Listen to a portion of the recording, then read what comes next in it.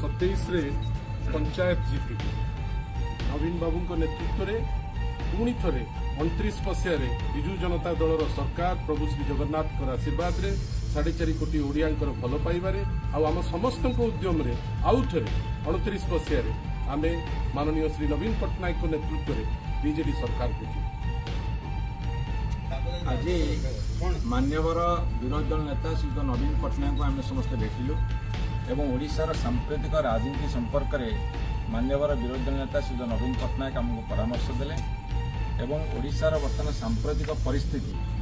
गोटे जन विरोधी सरकार जे निजक लोकप्रिय सरकार कहते से जनता विरोधी सब कम कर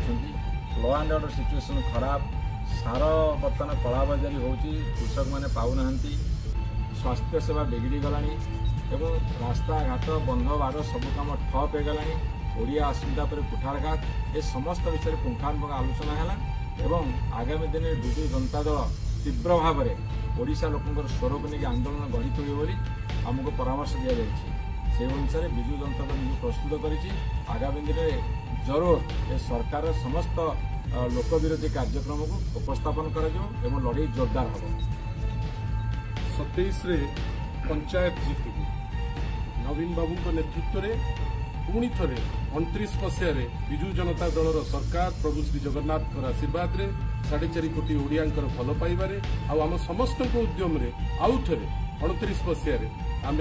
माननीय श्री नवीन पट्टनायक नेतृत्व में बीजेडी सरकार देखी